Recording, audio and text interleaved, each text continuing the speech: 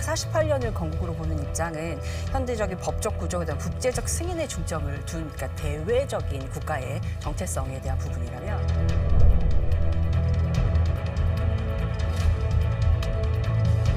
양극단에서 이 프레이밍을 통해서 정상 분포 안에 있는 국민들을 갖다 양쪽으로 이렇게 분열시키는 거죠.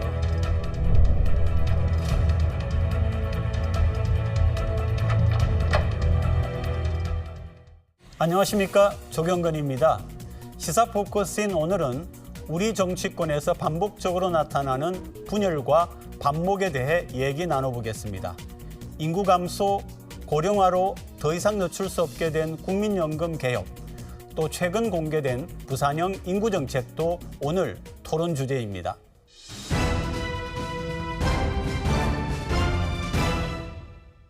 심층토론, 오늘은 우리 사회의 분열과 반목, 정치학자 두 분과 분석해봅니다. 임석준 동아대학교 정치외교학과 교수 나오셨습니다. 네, 안녕하십니까. 김주희 국립부경대학교 정치외교학과 교수 나오셨습니다. 안녕하세요. 8월 달이죠. 건국절이냐 광복절이냐 그런 논란도 있었고요. 그러다 보니까 8.15 행사가 반쪽 행사가 됐습니다. 일단 내용부터 한번 정리해보죠. 그 논란의 핵심은 대한민국 건국 시점을 언제로 가져갈 거냐 이거에 대한 논쟁입니다. 이게 왜 중요하냐면은 건국 시점을 어디에 잡느냐에 따라서 역사 해석의 여지가 굉장히 달라지기 때문입니다. 우리가 이제 48년을 건국 시점으로 잡으면은 이 보수 쪽에서는 그동안 그 진보가 들어와 갖고 그 이승만에 대한 그 폄훼가 많이 일어났고 그 다음에 이제 그 좀 역사가 좌경화됐다. 또 중국 쪽으로 경도됐다. 이렇게 해갖고 48년을 잡음으로써 그 이승만 대통령의 업적을 좀 더 이렇게 부각시키려는 이런 노력. 그 다음에 이승만, 그 다음에 이제 박정희 산업화를 부각시키려는 노력이고요. 반면에 이제 진보 쪽에서는 그건 아니다. 우리 역사적 연속성이 있다. 그래서 1919년으로 잡아서 그 일제 식민지 기간에도 우리가 통치를 당했지만 법적으로는 그럼에도 불구하고 우리가 이 민족적 연속성이 있다. 이거를 강조하려는 이런 시각입니다. 사실상 이 두 그 논의를 보면서 느낀 점은 이게 같은 선상에서 얘기되어져서는 안 되는 두 가지 중요한 지점이라는 생각이 들었습니다. 먼저 1948년을 건국으로 보는 입장은 현대적인 법적 구조에 대한 국제적 승인의 중점을 둔 그러니까 대외적인 국가의 정체성에 대한 부분이라면 사실상 1919년을 건국으로 보는 입장은 뭐 독립운동의 가치와 그러니까 민주주의 정신을 강조하는 좀 대내적인 측면의 것이기 때문에 두 날이 다 굉장히 중요한 날이라는 생각이 일단 듭니다. 그리고 또 제가 그 국제적인 사례를 조사해봤어요. 이제 이런 어떤 건국일이나 이런 네네. 부분들을 재정의하거나 이런 경우를 살펴봤더니 대부분은 좀 정치적으로 큰 변혁이 일어나거나 그러니까 구소련이 붕괴하고 러시아가 세워졌을 때 그리고 독일이 통일을 해서 다시금 이제 한 국가로서의 어떤 그 정체성을 만들고자 했을 때 이제 새로운 어떤 그런 그 날을 기념하는 그런 그 모습을 보여주기는 했습니다. 그러나 이제 기본적으로 대외적인 측면에서의 건국일에 대한 부분은 그 기존에 가지고 있었던 부분을 좀 유지하고 있는 모습을 보여주고 있습니다. 한국만이 아니라 유럽이나 미국 같은 경우에도 이런 예들을 좀 볼 수 있는 것 같은데 어떠세요? 유럽은 사실상 좀 극단적인 정치 세력이 두드러지게 등장을 하고 있습니다. 그러니까 주로 좀 이민 문제에 관련해서 그 이런 그 유럽에서 난민 위기가 있었고 또 경제적 불안정도 컸기 때문에 극우 정당들이 좀 힘을 얻는 그런 계기가 됐습니다. 예를 들어서 프랑스의 국민연합 이번에 거의 정부를 가질 뻔했었던 그리고 이탈리아의 동맹당은 이제 정부를 구성했고요. 독일을 위한 대한당 이런 극우 성향을 띠고 있는 정당들이 좀 반이민 정서, 그다음 유럽연합, 반유럽연합에 대한 부분을 좀 강조하면서 등장을 하고 있습니다. 그래서 사실상 이 좀 극단적인 부분이 가장 드러났었던 부분은 영국이 그러니까 EU를 나오게 된 그러니까 브렉시트 과정을 좀 얘기할 수 있는데요. 이제 이 안에서도 사실상은 친이유, 반이유 세력 간의 갈등이 사실상 정치적인 어떤 그런 양분하는 측면을 더 강조해 버렸고 그런 부분에서 중도층의 어떤 목소리는 사라지고 이제 양 갈등에서 얘기를 하게 되었습니다. 그러다 보니까 사실상은 좀 젊은 층은 친이유적인 성향이 강했고 장년층은 반이유적인 성향이 강했는데 그러니까 미래의 결정을 좀 장년층이 했다라고 하는 비난도 좀 존재했었습니다. 이렇게 좀 양극단의 어떤 친이유, 반이유, 그다음에 이제 그런 세대 간의 갈등까지 사실상 드러났었던 사례라고 할 수 있습니다. 네, 그 잘 기억하시겠지만은 그 2021년 코로나 팬데믹 기간 안에 그 미국에서 그 흑인의 생명도 중요하다, Black Lives Matter 이런 운동이 있었죠. 그 당시 그 백인 경찰들이 이제 흑인을 갖다 체포하는 과정에서 지나친 폭력을 사용하거나 혹은 총기를 사용해서 이렇게 불필요한 목숨들이 희생됐는데, 그래서 미국 사회가 이제 전체가 들끓었습니다. 그래갖고 이제 생명이 중요하다 이런 운동이 있었는데, 문제는 뭐냐면 그런 운동 와중에서 갑자기 이게 화살이 다른 데로 가갖고 미국 남부에 있는 남북전쟁 당시에 이후에 세워진 그런 전쟁 영웅들의 동상을 철거하는 이런 움직임이 있었습니다. 특히 이제 그 당시 남부연합의 대통령이었던 제퍼슨 데이비스, 그 다음에 남부연합의 그 가장 최고 사령관이었던 로버트 E. 리. 근데 이런 동상들을 내렸거든요. 근데 문제는 뭐냐면은 이 극단주의라는 게 이 자그마한 문제에서 시작하지만은, 이런 흑인의 생명이 중요하다는 이런 문제에서 시작하지만은 이게 다른 쪽으로 흐른다는 거예요. 그래서 100년 동안 서 있는 동상을 이 장군은 알고 보니까 뭐 흑인 노예를 갖고 있었다라든지 아니면은 백인 우월주의자였다든지 해갖고 소위 그 현재의 시점에 맞춰서 과거에 이루었던 업적을 갖다가 다시 재평가한다는 거죠. 이제 만약에 이런 것들이 반복된다면은, 저는 어떻게 보면 극단으로 간다면은 우리 그 광화문에 있는 이순신 동상이라든지 세종동 대왕 동상도 미래의 기준으로 봐갖고는 안전하지 못할 수도 있다는 거죠. 예를 들어서 이순신이 옛날 어렸을 때 학폭을 했다. 그러면 그 동상을 내려야 되는 그런 겁니까?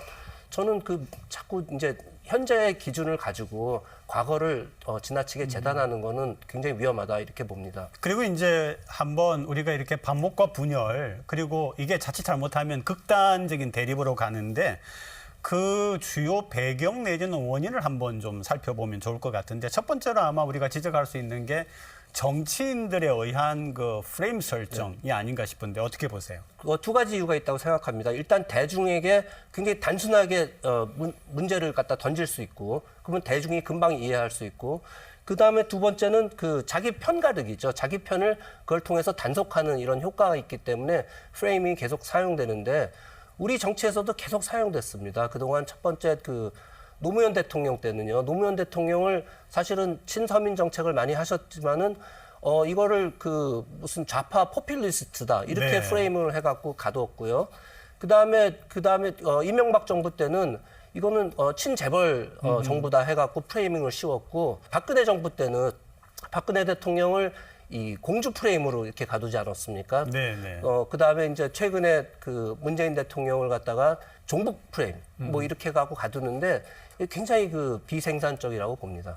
또 이것에 대한 또 큰 문제점은 정치인들이 이런 프레이밍을 자신들의 어떤 권력을 좀 확장한다던가 아니면 일반 그 시민들의 마음을 얻기 위해서 이제 활용을 하고 있다라는 거죠. 그런데 이 방식이 굉장히 많이 발전하고 있다라는 게 사실상 굉장히 큰 문제라는 생각이 듭니다.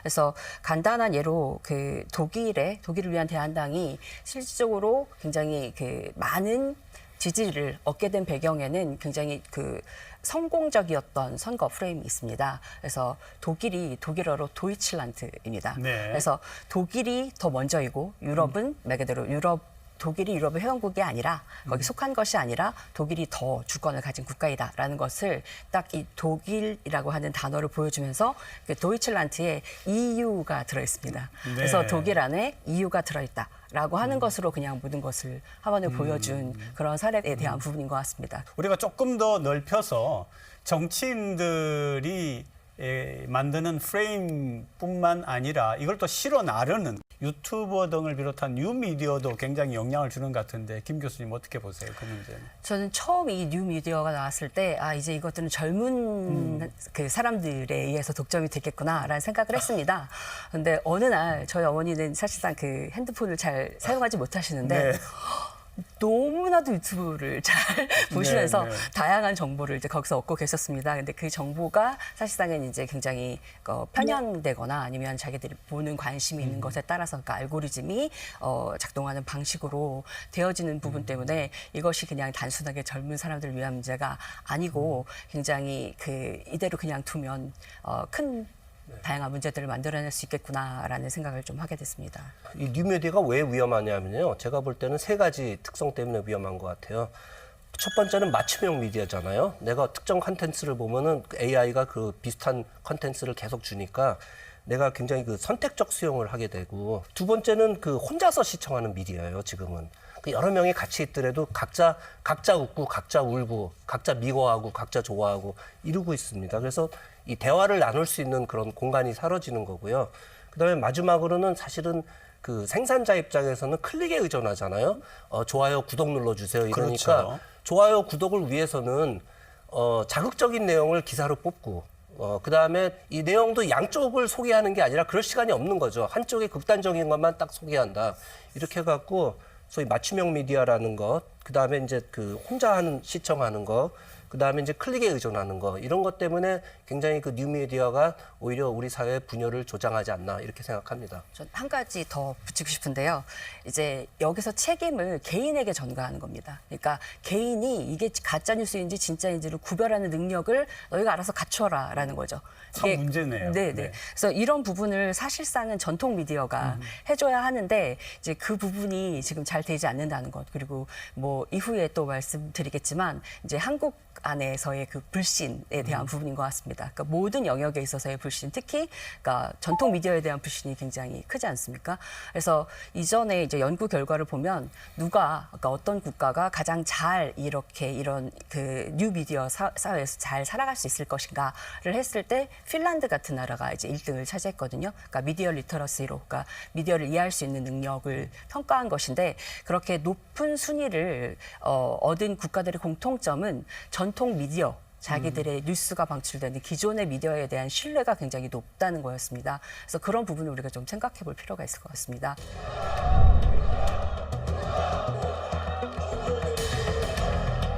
민생 사라지고 의료개혁도 이제 이 문제도 사실은 해결할 수 있는 문제지만 대화를 통해서, 근데 그 시기를 이제 놓친 거죠.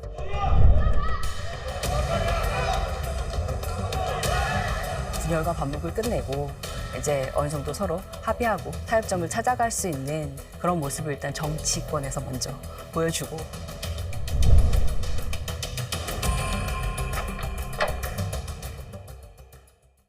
이런 그 극단주의가 가져오는 사회적인 손실이 굉장히 클 것 같습니다. 사회 분열 비용이라고 할까요? 우리가 익숙한 게 분담 비용이라는 개념이 그렇죠. 있는데 분열 비용이라고 할 수도 있겠는데 이 부분을 한번 짚어보면 좋겠습니다. 네, 이거를 뭐 지금 한 연구는 없습니다. 그 어떤 학자가 이 비용이 얼마다 이렇게 계산한 건 없는데요. 얼추 봐갖고 우리가 사실은 사회 분열이 되면은 서로 불신하게 되지 않습니까? 그러면은 사실은 요즘 이제 사회적 자본이라는 게 굉장히 중요하다 그러는데, 사회적 자본을 많이 이제 훼손하게 되고, 그다음에 이제 극단적으로 갔을 때는 이게 결국은 폭력으로도 나타나거든요. 폭력이나 테러로 나타나는 거, 그거에 따른 비용은 어마어마한데, 그 가장 좋은 사례 중에 하나가 원전 폐기인 것 같습니다. 네, 제 원전 생각에는 폐기. 네. 사실은 우리 정부에서 1950년대부터 없는 돈에 유학을 보내갖고 이 원자력 공학자들을 키워갖고 사실은 원전을 갖다가 굉장히 경쟁력 있는 이런 거로 만들지 않았습니까? 그럼에도 불구하고 어떤 특정 영화를 보고 어떤 감성에 치우쳐갖고 원전이 위험하다 네, 네. 이렇게 하고 폐기했는데 그 굉장히 국가적 손실이 많았습니다. 지금 다행히 UAE라든지 체코에 지금 원전 수출을 갖다가 어쨌든 수주를 해갖고 좀 만회하는 측면이 있습니다만, 원전 폐기가 대표적인 거고요. 두 번째 제가 볼 때는 외교 쪽에서는요, 한일 위안부 합의라고 저는 생각을 합니다. 2015년에 물론 우리 국민들은 만족하지 않았지만은 굉장히 어려운 합의를 박근혜 정부 때 이뤄낸 건 사실입니다. 그래갖고 일본하고는 이제 더 이상 과거사를 얘기하지 말고 미래로 나가자 하는 기반을 했는데, 이거를 이제 친일 프레임을 딱 씌운 거죠. 그래갖고 결국은 다음 정권에서 이 합의를 파기하고, 네. 그러면서 이제 우리도 사실은 국제사회에서 많은 신뢰를 얻고 외교적 손실이 저는 굉장히 많은 거로 생각을 합니다. 이제 소통이 되어지지 않으니까 더욱더 불신이 커지는 그런 상황이 가장 큰 문제인 것 같습니다. 그러니까 우리는 일단 정권이 바뀔 때마다 어떤 특정 단어 혹은 어떤 특정 매체 이런 것들을 좀 활용할 수 없는, 사용할 수 없는 그런 측면이 굉장히 많고, 좀 교육 현장에 있다 보니까 어떤 측면에 있어서 그러니까 그 얘기들을 들어보면, 그러니까 중간에 서야 된다라는 어떤 그런 인식이 굉장히 강한데 그 중간이 어디인지 잘 모르겠고 또 어디까지를 들어줘야 하는지에 대한 부분을 굉장히 크게 고민하셨고, 그러니까 사실 그게 그 소통을 통한 토론을 통한 교육이 돼야만 이러한 불신도 해결할 수 있고 우리가 그 다음 단계로 넘어갈 수 있는 것인데 그 부분이 이렇게 막혀 있는 것이 결국 그래서 어느 누구도 편안하게 얘기할 수 있는 그런 공간이 없다는 게 가장 큰 문제가 아닐까 저는 생각합니다. 이런 부분을 두 분께 한번 얘기해보고 싶습니다. 정치. 예를 들면 만약에 여야가 어떤 부분에서 충분하게 잘 협력하고 협치를 한다고 하면은 의료 대란의 문제도 어느 정도 돌파구를 찾을 수 있을 것 같고 그렇죠. 또 얼마 전에 민생에 대해서는 합의하자 해놓고는 그다음에 진척이 전혀 없잖아요. 저는 이런 그 분열과 반목이 그런 점에서도 어려운 문제 얼마나 우리 그 국가적인 손실을 사회적인 손실을 가져왔고 또 이제 민생 문제를 해결해야 되는데 시간을 끌면서 결국은 하나도 해결되는 게 없는 게 결국은 이게 굉장한 비용이 아닌가 이런 생각이 드는데 결국 책임감을 정치권이 일차적으로 느껴야 되지 않을까요? 맞습니다. 정치권이 느껴야 되고 사실은 그 의회가 우리 국회가 그렇죠, 사실은 의회가. 어떻게 네. 보면 정치인들의 공론의 장이지 않습니까? 근데 이제 공론의 장이 이제 사라진 거죠. 그리고 마치 의회에서는 이 세력 싸움, 그 다음에 그 안에 계파 싸움 이런 거에 정쟁에 이끌리다 보니까 사실은 가장 중요한 민생 네, 사라지고 의료 개혁도 이제 이 문제도 사실은 해결할 수 있는 문제지만 대화를 통해서 근데 그 시기를 이제 놓친 거죠. 예, 일단 그런 부분들도 너무나 적절하다고 생각을 하고요. 그런데 많은 논의를 했으면 결국은 결론을 내야 되는데 타협을 하지 못하는 것이 가장 큰 문제인 것 같습니다. 그러니까 어떤 형태로든 서로가 의견을 냈고 거기에 대해서 절충안을 마련을 해야 되는데 사실 우리는 타협을 한다는 건 진다라고 생각을 하기 때문에 이렇게 계속해서 자기들의 주장을 끝까지 끌고 가면서 결국은 결론을 내지 못하는 이런 상황으로 가게 되는 것 같아서 좀 타협의 문화가 생겼으면 좋겠다라는 생각이 운전할 듭니다. 때도 이렇게 양보하면 진다고 이렇게 생각하는. 아이고. 사실은 정치와 의회뿐만 아니라 아까 우리가 그 말하는 방송을 비롯한 언론도 이야기를 했지만은 그런 부분도 제 역할을 과연 하고 있는가 하는 의심이 좀 들거든요. 네. 좀 아쉽죠. 사실 우리 언론이 특히 이제 그 방송 3사가 이 정권이 바뀔 때마다 또 언론의 색깔이 바뀌니까 그러니까 국민들도 이제 못 믿는 거예요. 야, 이거 뭔가 정권의 영향을 받는구나. 해서 사실은 특히 이제 언론이 탈정치화 해야 되지 않나. 그 다음에 이제 그러기 위해서는 좀 균형된 보도를 할 필요가 있고 지금 아무리 비대면의 시대가 왔더라도 다 TV를 보고 있단 말이에요. 그래서 특히 이제 지상파 언론의 역할이 굉장히 중요하다. 이렇게 보고 저는 생각합니다. 일단 어디서부터 시작을 해야 할까 하면 굉장히 답답해지더라고요. 그래서 제가 네네. 요즘 가장 좋아하는 단어는 선순환입니다. 그래서 모든 것이 동시에 이렇게 돌아가지 않으면 절대로 될 수가 없는데 또 이런 변화는 그렇게 단기적으로 이루어질 수 있는 일은 아닌 것 같습니다. 그래서 근본적으로 굉장히 추상적인 것 같지만 이 불신이라고 하는 것을 교육에서 그다음 미디어에서 그다음 정치에서 좀 해결할 수 있는 그런 방안을 마련할 필요가 있지 않을까라는 생각이 일단 듭니다. 두 분이 학자시니까 우리 한국 사회 전체가 가지고 있는 분열과 반목 때문에 이루어지는 이런 비용과 앞으로 나갈 것들을 학계에서 이야기를 하면서 어느 한쪽이 야 이거 고쳐야 되는데 이렇게 얘기를 하면 그런다고 또 야단을 맞을까요? 그렇지는 않죠. 네. 이제 사실은 충분히 이 학술 대회에서는 이런 논의는 좀 있었던 것 같고요. 아까 제가 말씀드린 거는 이게 이제 우리가 연구 논문을 실는다는 거는 상당히 과학적 검증이 필요한 단계이기 때문에 이거를 이제 과학적으로 수치화해 갖고 계량해 갖고 나온 이런 연구들은 없다는 거지만은 충분한 논의가 지금 일어나고 있는 건 또 사실입니다. 그래서 우리 21세기 정치학회도 보면은 항상 매년 이러한 분열의 한국 정치 어떻게 우리가 화합하실 것인가 이런 주제로 이제 학술회의를 하고 있습니다. 독일의 그 시사 전문지 슈피겔에서 이러한 비슷한 조사를 했습니다. 그래서 지금 현재 상황이 얘기할 때, 그러니까 이러한 상황을 이제 우리는 그 분열과 반목이라고 얘기를 했지만, 그러니까 파시즘하고 엮어서 이제 논의를 전개했습니다. 네. 그래서 이 파시즘을 정의하는 것은 쉽다. 그러니까 학자들이 얘기할 수 있는 것은 굉장히 쉽다라는 거죠. 오히려. 그러나 네, 문제는 인식하기는 어렵다는 겁니다. 그러니까 이미 우리가 파시즘이 있구나라는 걸 느꼈을 땐 늦었다라는 부분을 좀 강조하고 있었습니다. 그래서 그런 부분들을 그냥 그러니까 학계에서도 마찬가지로 지금 김 공부를 교수 해야겠지만, 하신 말씀을 네. 우리 이 사례들에 대입한다면 어떻게 적용해서 이야기하실 수 있겠어요? 한국 사례. 한국도 이제 더 늦기 전에 더 늦기 전에. 네, 이런 분열과 반목을 끝내고 이제 어느 정도 서로 합의하고 타협점을 찾아갈 수 있는 그런 모습을 일단 정치권에서 먼저 보여주고 그러니까 그와 함께 이제 다른 거 그게 만약에 정화가 된다면 사실은 다른 부분에 대한 해법은 그렇게 어렵지 않을 거라고 생각합니다. 네. 우리 사회의 분열과 반목 그리고 이게 극단으로 가지 않기를 바라는 우리의 마음을 이야기를 했는데 이제 두 분에게 시청자분들 그리고 시민들께 그러면 어떤 말씀을 좀 드리고 싶습니까? 한마디씩 청해 듣겠습니다. 김 교수님. 굉장히 지금 우리가 추상적이고 이제 거대한 얘기들을 많이 했는데 여러분들이 뉴스를 보시기 전에 이게 이걸 통해서 누가 이익을 얻을 것인가를 좀 생각해 보시고 이렇게 올바르게 판단할 수 있는 그런 능력을 좀 키우셨으면 좋겠다라는 생각입니다. 네, 제가 볼 때 현대 사회는 비대면의 비극이라고 볼 수 있습니다. 이제 비대면 사회로 왔기 때문에 오히려 공론의 장이 사라지고 우리가 옛날에 같이 모여서 토론하고 그다음에 싸우기도 했지만은 서로의 입장을 확인하고 그러면서 서로 타협할 수 있는 지점을 만들어 나갈 수 있는데 이제 그게 사라졌습니다. 그게 사라진 거를 갖다가 사실은 뉴 미디어 때문에 사라진 거라고 저는 생각하는데 그걸 올드 미디어를 복원할 수는 없습니다. 근데 그럼에도 불구하고 기존 방송들, 방송 3사라는 이런 공영방송 혹은 책임 방송을 하는 쪽에서 역할은 굉장히 크다고 생각합니다. 아까 얘기했지만은 우리 사회는 벤 다이어그램 같이 다양하지만은 그 안에서 교집합을 찾아주는 게 소위 방송의 역할이 아닌가 이렇게 생각합니다. 시민, 국민이 주인이거든요. 정치하는 분들은 우리가 일을 시켜놓은 분들입니다. 그런데 주인이 중심을 잡고 일 시킨 분들을 무조건 쫓아가지는 않는 게 필요하지 않나 그런 생각을 합니다. 오늘도 두 분 정말 고맙습니다.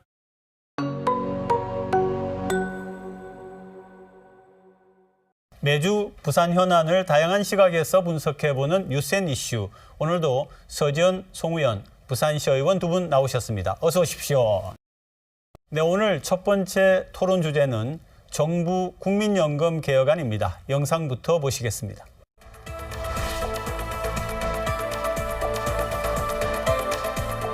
세대별 인상 속도 차등 등 개혁에 따른 부담을 세대 간 분산시키는 한편 지급 보장 명문화 등 연금에 대한 불안을 해소하여 세대 간 형평성을 높였습니다.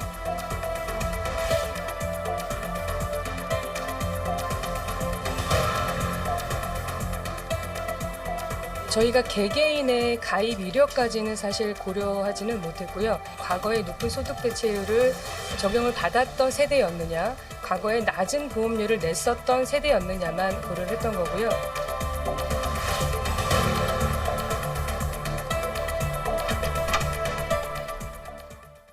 정부가 연금 개혁안을 발표를 했는데요. 개혁이 굉장히 필요하다 이런 얘기가 많았었죠, 그동안에. 현재 국민연금 제도는 이제 우리나라의 급속한 고령화와 그리고 저출생 여파로 인한 인구 구조의 변화로 인해서 이 개혁의 필요성이 강조되고 있는 상황입니다. 현재 전망치로는 기존의 적립금이 약 30년 뒤인 2056년이면 전부 고갈될 것이다라고 얘기를 하고 있는데요. 그렇기 때문에 이 개혁에 대한 부분이 훨씬 지금 적극적으로 논의가 되고 있는 것으로 보입니다. 네. 이를 해결하지 않는다면 결국은 기존에 납부했던 분들도 연금을 받지 못하게 되고 그리고 그 이후에는 더 이상 보장을 받지 못하기 때문에 노후 보장 자체가 불가능한 상황이 됩니다. 그래서 그 필요성이 강조가 되고 있는 것이기 때문에 이 지속 가능성과 그리고 재정 안전성 강화 거기에 더해서 최근 인구 구조뿐만 아니라 고용 환경과 일자리 형태가 변화하면서 국민연금 가입률 자체가 낮아지고 있는 이러한 부분들을 좀 총체적으로 다루기 위한 개혁안이라고 보시면 좋을 것 같습니다. 네, 굉장히 그 필요성이 입체적으로 이렇게 되어 있는 것 같습니다. 주요 내용이 뭡니까? 8월 29일 날 대통령 국민 담화를 통해 가지고 지금 국민연금의 구조적인 지금 개혁을 지금 좀 그 정부 측에서 먼저 제시를 한 그런 상황입니다. 주 내용은 이제 보험료율을 지금 현재 9%에서 13%로 지금 올리는 대신에 지금 그동안 소득 대체율이 지속적으로 감소를 해왔습니다. 88년도 처음 시작했을 땐 70% 이제 소득 대체율이었는데 네. 매년 한 0.5%씩 줄어들다가 지금은 42% 수준이고 2028년도가 되면 40%까지 떨어질 그런 그 예상이 되기 때문에 지금 이 42%의 소득 대체율을 그대로 유지를 하겠다.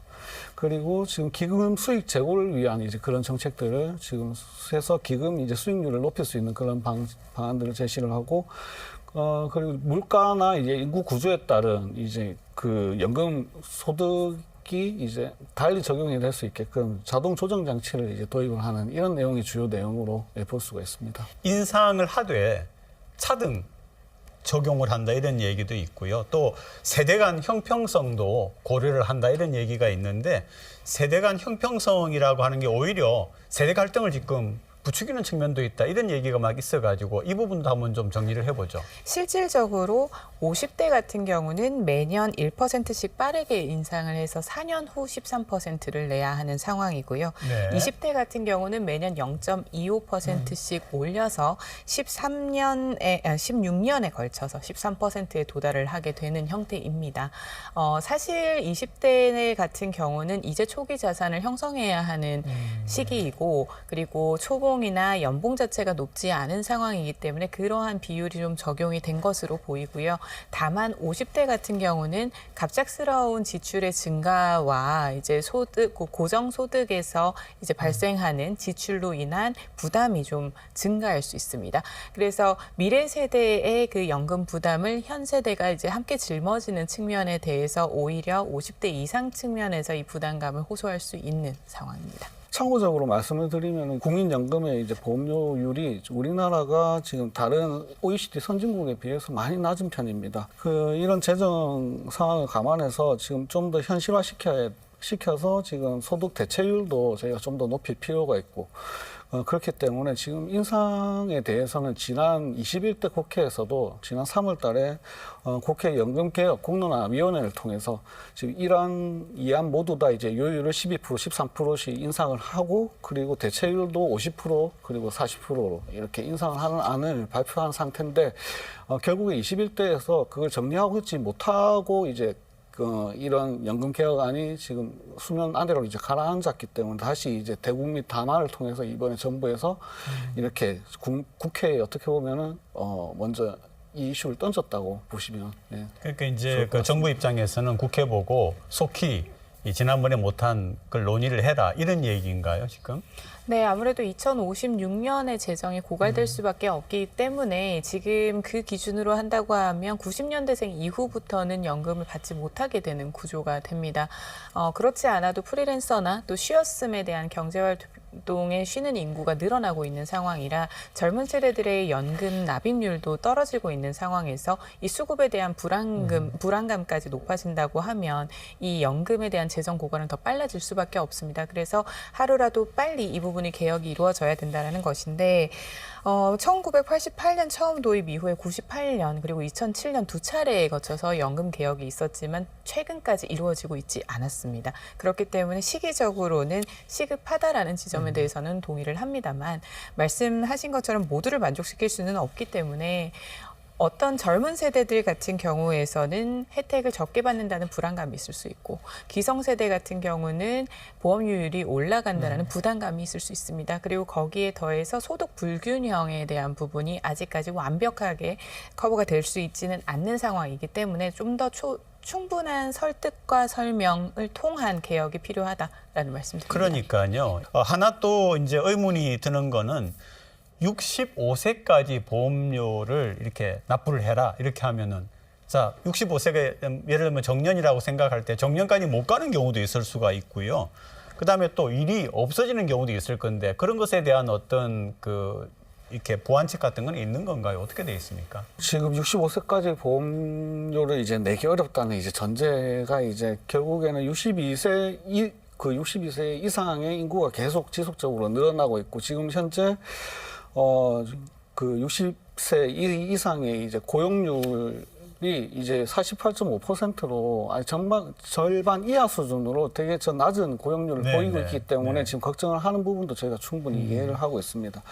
결국에는 이런 부분도 지금 비정규직 근로자 형태로 또 많이 또 일을 하고 계시기 때문에 그 정부에서도 이런 부분들 때문에 정규직으로 이제 전환을 많이 추진을 해왔고 그런 정책들을 펼쳐왔지만 아직 시장에서 그런 노동시장 자체가 60대 이상 이제 고령자들에 대한 이제 좀 호의적인 그런 분위기가 아니기 때문에 이런 부분들도 저희가 사회적으로 조금씩 좀 고쳐야 되는 그런 거라고 생각을 하고 앞서 저 국민연금이 결국에는 지금 저 사회적 불균형을 또 이제 형성시킬 수 있고 이게 저 세대 간의 갈등을 또 일으키겠죠. 일으킬 수 있다 이런 말씀을 주셨는데 이런 부분들은 이제 저희가 연금들이 국민연금뿐만이 아니고 이제 기초연금이나 이제 노령연금 이런 부분들이 또 있습니다.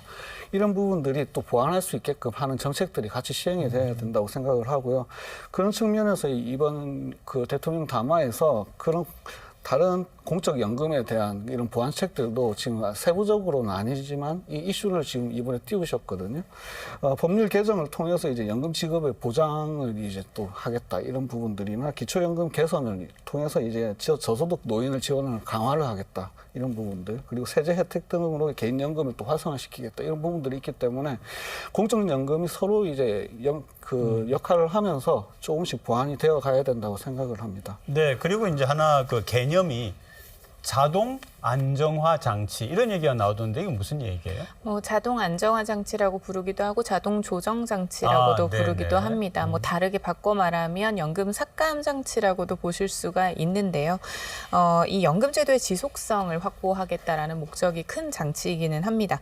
인구 구조나 그리고 경제 상황이 즉 물가 상승률 이런 부분을 모두 따지고 고려해서 연금 지급액이 변동될 수 있는 부분입니다. 즉 나중에는 연금을 수령할 수 있는 금액이 줄 수도 있다라는 부분이 있어서 불안감을 좀 호소하시는 경우도 있기는 한데요. 현재 같은 경우는 기대 수명이 계속 늘어나고 있습니다. 지금 22년 기준으로 우리나라 국민 기대 수명이 82.7세이고요. 그리고 2010년도부터 기대 수명은 이미 80세를 넘었고 또 인구의 데드크로스는 20년부터 시작을 했습니다. 또 저출생률은 이미 2002년부터 1.17명대로 시작이 됐습니다. 즉 인구 구조에 대한 불안감은 우리가 진작부터 가지고 있었지만 연금에 대한 개혁을 시도하지 않았기 때문에 재정 고갈을 지금 목도하고 있는 상황에서 필수적인 장치라고 정부는 판단을 했던 것 같습니다. 기대 수명은 늘어나서 연금 수령 인구는 늘어나는데 납부하는 인구는 자꾸 줄어들기 때문에 이 부분을 그래도 폭넓게 최대한 많은 분들이 노후 자산을 보장할 수 있게끔 하기 위해서 이 부분에 대한 내용이 나오고 있습니다.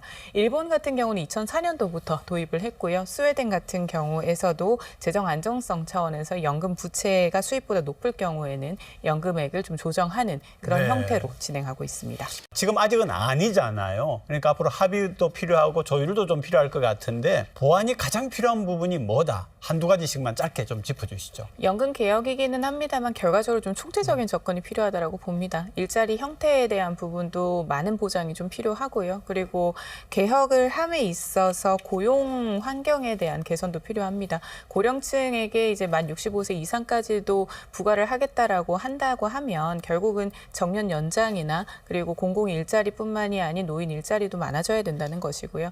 젊은 세대들 같은 경우는 지속해서 연금을 납입하게 하려면 그에 대한 지원 혜택과 그리고 그 부분을 독려할 수 있는 장려 혜택이 필요합니다. 그러기 위해서는 지금 최근에 늘어나고 있는 프리랜서나 그리고 아르바이트 근로자와 같은 분들도 이 연금을 낼 수 있고 보장받을 수 있도록 하는 지원 정책도 함께 고민을 해야 한다고 생각합니다. 실질적으로 지금 가장 문제점이 지금 대두되고 있는 부분이 앞서 얘기 드린 이제 차등 보험료율 때문에 이제 세대 간 갈등을 부추길 수 있다 그런 문제점입니다. 결국에는 이번에 정부가 이제 이슈를 먼저 던졌지만 이 부분은 그동안 국회에서 앞서 말씀드린 국회 연금 개혁 공론화위원회를 통해 가지고 계속 시민들과 함께 이렇게 소통하던 그런 부분들이거든요. 결국에는 이런 합의를 하는 과정이 좀 길어지고 하루아침에 되는 부분이 아닌 거기 때문에 이번에도 그 22대 국회가 이제 시작했기 때문에 정부에서 오늘 띄운 걸 이제 국회 공론화위원회를 통해서 좀 더 논의를 되고 이번에 성과가 좀 있었으면 합니다. 그런 부분들을 통해 가지고 논의하는 과정에서 세대 간의 갈등이나 이런 것들을 푸는 것이 이번 연금 개혁안의 가장 중점적인 핵심이 되지 않을까 그렇게 생각을 합니다. 지역 소멸과 인구 절벽 현상이 국가의 핵심 과제로 떠오른 상황에서 부산시는 부산의 인구 변화와 관련한 새로운 대응 전략 마련에도 나섰습니다. 우선 내년도 저출산 관련 예산을 대폭 늘릴 예정으로 산후조리 비용을 100만 원씩 지원하고 넷째 이상 자녀를 둔 가정엔 연간 200만 원이 넘는 양육수당을 지급합니다. 또 난임 가구에 대한 의료비도 추가 지원합니다. 난임 시술이 중단돼도 시술 과정에서 발생한 의료비를 횟수 제한 없이 지원하고 결혼 여부와 관계없이 가입력 보조 지원비를 최대 200만 원 지원하겠습니다. 또 출산 장려책을 통한 인구 증가라는 단순 목표에 초점을 두는 방식은 이젠 한계가 있다는 걸 인정하고 장기적 관점에서 인구 위기가 불러올 문제를 예측해 대응하는데 정책의 초점을 맞추기로 했습니다. 부산이 바뀐 인구 정책을 내놓았는데요. 일단은 그 부산 인구와 관련되는 좀 지표를 살펴볼 필요가 있을 것 같아요. 지금 부산 총 인구수는 올해 7월 말 기준으로 333만 7천 명 정도 됩니다. 지금 계속 줄어드는 추세이긴 한데 그 가장 문제가 되는 거는 생산 가능 인구, 그러니까 15세부터 64세 이하 인구가 지금 매달 거의 한 4천 명 가까이 지금 빠져나가고 있는 거예요. 예, 그런 문제가 있습니다. 이런 생산 가능 인구 감소가 이제 도시 경쟁력을 줄이는 그런 원인이 되고 있고요. 또한 부산의 출생률도 보면은 1998년 같은 경우에는 1.3명이 출생이었는데 지금 2023년도에 0.66명. 거의 절반 이하로 지금 떨어져 있는 그런 상황이고요. 그렇기 때문에 결과적으로 노령 인구가 지금 고령화율을 보면 노령 인구가 부산 전체 인구의 23%를 차지하는 전국에서 거의 탑 클래스의 이제 고령화 도시로 지금 그렇게 보고 있고 지금 장년과 노년 인구 그러니까 50세 이상인 그런 인구가 지금 거의 절반가량 차지하고 있는 그런 현실입니다. 이번에 바뀐 그 인구 정책의 주요 내용이 뭡니까? 우선은 부산만의 그 로드맵을 만들고 투트랙으로 접근을 한다라는 점이 좀 독특한 점이라고 보입니다. 우선은 인구 정책의 한계를 이제 직접적으로 직면을 했고 그렇기 때문에 기존에 거주하고 있는 인구를 유지시키는 것 그리고 유입되는 인구에 대한 부분의 매력도를 높이는 것 두 가지라고 보시면 좋을 것 같습니다. 바꿔 말하면 유출의 속도를 늦추기 위한 여러 가지 정책도 있다라고 보시면 좋을 것 같은데요. 대한민국의 인구 성장률 자체가 24년 기준 0.07%입니다. 이미 인구 구조는 고령화로 그리고 저출생으로 대한민국 전체의 인구 구조가 바뀌고 있는 것은 현실입니다. 그렇죠. 거기에서 부산 같은 경우는 이미 수도권으로 이렇게 집중이 되고 있는 상황에서 수도권에 있는 인구를 뺏어오는 것이 아니라 지금 부산에 머물고 있는 분들에 대한 늘림과 그리고 이제 그 기간을 늘리는 것 그리고 외부에서 최대한 유입을 시키는 것으로 이제 보고 있고요. 그동안 수많은 정책과 예산을 투입해 왔지만 실효적이지 않다라는 것이 이 감소로 드러나고 있는 만큼 실질적으로 떠나고 싶지 않은 부산으로 만드는 데 집중하고 있는 정책이 곳곳에 녹아 있다라고 보시면 좋을 것 같습니다. 네, 그리고 그 내용을 보니까 난임 가정을 지원하겠다 이게 있는데 그 내용은 뭡니까? 9월 9일 날 이제 부산시에서 이런 인구 정책을 발표를 했는데 난임 시술 중단 의료비를 이제 부산에서 회당 50만 원씩 지원을 하겠다 이런 부분들이 있고요. 가입력 보전 비용 아마 서 의원님께서도 관심이 많은 부분인 것 같은데 이 부분도 연간 최대 200만 원. 지금 지원을 통해서 이제 난임이나 이제 아이를 갖고 싶지만을 가지지 못하는 이런 부부들에게 좀 지원을 해서 좀 더 이제 그 출생률을 높일 수 있는 그런 정책을 시행하겠다는 게 부산시의 입장입니다. 부산의 그 인구가 감소하는 가장 중요한 원인 중에 하나가 청년의 유출인데 여기에 대한 어떤 그 방법, 대책이 있습니까? 청년 유출에 대해서 이제 부산시에서 지금 이번 그 정책에 포함시킨 부분은 이제 주거 정책. 그리고 주거 정책. 네네.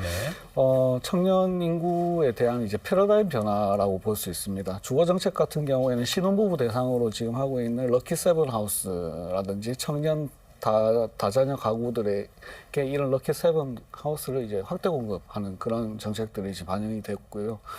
지금 공공임대주택이나 매입임대주택들을 앞으로 더 확대를 하겠다 이런 정책들을 지금 내놓고 있고 청년에 대한 패러다임 변화는 이제 그동안 정주 인구에 머물던 그런 인구를 청년을 이제 생활 인구로 확대를 해서 부산에 이제 청년증을 이제 생활 인구에 대해서 청년증이라는 걸 발급을 해서 부산에 이제 일이나 뭐 학교 때문에 오는 이런 일시적으로 머무는 그런 청년들에게도 혜택을 줄 수 있는 그런 부분들을 지금 고려를 하고 있는 걸로 알고 있습니다. 그러니까 이제 중요한 거는 부산이 있고 싶은 매력적인 도시다. 그런데 일자리가 없다. 이런 얘기가 많이 나왔잖아요. 그럼 이번 그 바뀐 정책 속에 뭐 일자리 제대로 마련하는 그런 부분이 있습니까?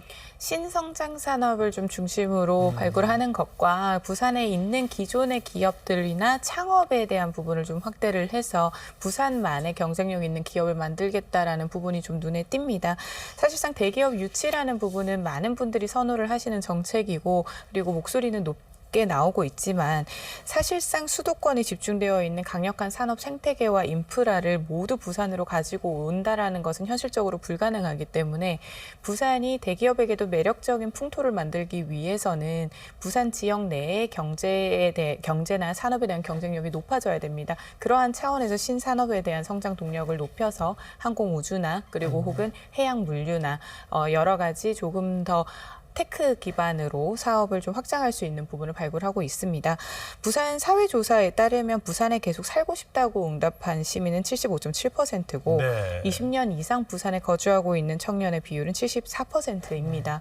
우리는 이렇게 응답을 하지 않은 25에서 26%의 청년 목소리도 들어야 하지만 일자리를 찾고 부산에 거주하는 분들의 만족도는 굉장히 높다라는 측면에서 부산에 거주하고 있는 시민들의 삶은 더 높이고 일자리는 다양한 선택지를 줄 수 있는 그러한 산업에 대한 발굴과 투자가 필요한 상황입니다.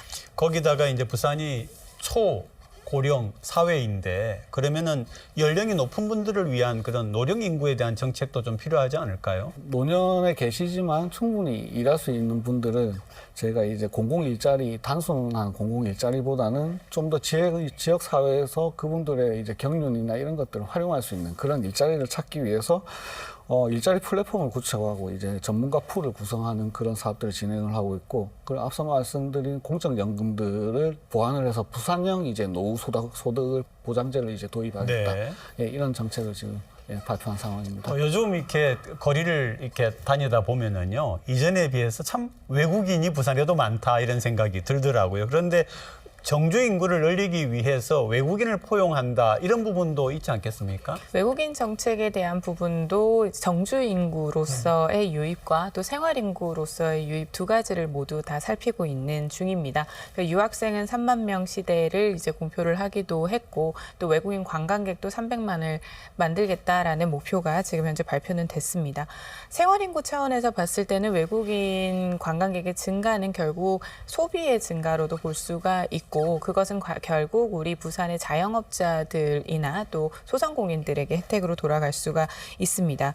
이번 여름에 부산의 해수욕장에서 1,900만 명 정도가 방문했다라는 것도 저희가 논의를 했었는데요. 상권 활성화가 조금 더 체감될 수 있는 이런 부분에 대한 결과도 곧 발표가 될 것으로 보입니다. 전국 기준으로 따지면 외국인의 진료 시장 같은 경우도 8조를 넘어섰습니다. 그러니까 실질적으로 우리 국내에서의 소비에 대한 파이를 늘린다라는 지점에서 외국인의 생활 인구의 여건이 늘어나는 부분은 굉장히 중요한 부분이고요. 정주 인구에 대한 확장은 결과적으로 우리의 세입과 그리고 경제 활동 인구의 증가로도 볼 수가 있는 만큼 이에 대한 다양성과 비자에 대한 부분에 대해서도 지자체의 권한이 좀 확대되어야 한다라는 목소리가 높아지고 있습니다. 네, 이번에 바뀐 그 인구 정책을 보니까 굉장히 내용이 여러 부문을 포괄하는 그런 방대한 내용이고요. 그중에는 아마 이미 시행 중인 것도 있고 앞으로 새롭게 시행할 것도 있는데 이제 문제는 예산이겠죠, 그죠? 그 예산 규모가 어느 정도인지 그 예산을 어떻게 확보하려고 하는 건지 이 부분 좀 짚어보죠. 예, 이번 정책을 보면은 저희가 먼저 긍정적으로 평가할 수 있는 부분이 과거 같은 경우에는 그냥 단순하게 재정정책으로 그냥 끝나는 부분들이 있습니다. 네네. 그러다 보니까 이게 근본적인 인구 증가가 되지 않는 상황에서의 인구구조 개편이 힘든 부분이 있는데 이번 같은 경우에는 생활 인구에 저희가 집중을 하고 또 그 사람들의 수요자 중심으로 이제 한 정책들을 발표를 하다 보니까 인구가 줄어들지만 부산에 이제 정주할 수 있는 인구를 들여오기 위한 그런 정책을 했다는 점에서 좀 의미가 있다고 생각을 하고, 한 가지 아쉬운 점은 이에 대한 예산이 지금 아직까지 구체적으로 지금 나온 게 없다는 겁니다.